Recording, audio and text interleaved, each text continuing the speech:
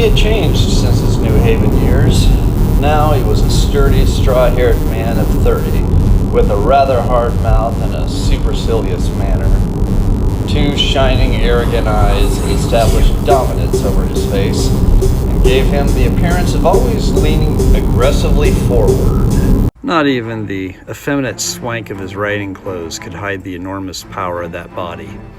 He seemed to fill those glistening boots until he strained the top lacing, and you could see a great pack of muscle shifting when his shoulder moved under his thin coat. It was a body capable of enormous leverage, a cruel body.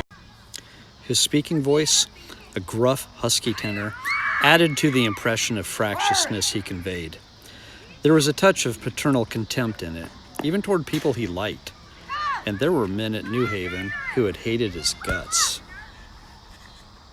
Now, don't think my opinion on these matters is final, he seemed to say, just because I'm stronger and more of a man than you are. We were in the same senior society, and while we were never intimate, I always had the impression that he approved of me and wanted me to like him with some harsh, defiant wistfulness of his own. We talked for a few minutes on the sunny porch. "I've got a nice place here," he said, his eyes flashing about restlessly.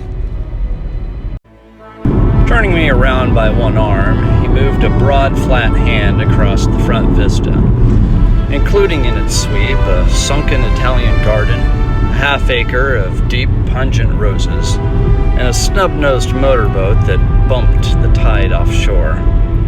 It belonged to Domain, the oil man. He turned me around again, politely and abruptly. "We'll go inside." We walked through a high hallway into a bright rosy-colored space, fragilely bound into the house by French windows at either end.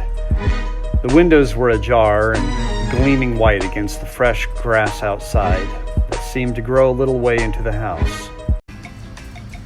A breeze blew through the room, blew curtains in at one end and out the other, like pale flags, twisting them up toward the frosted wedding cake of the ceiling, and then rippled over the wine-colored rug, making a shadow on it, as wind does on the sea. The only completely stationary object in the room was an enormous couch, on which two young women were buoyed up as though upon an anchored balloon. They were both in white, and their dresses were rippling and fluttering as if they had just been blown back in after a short flight around the house.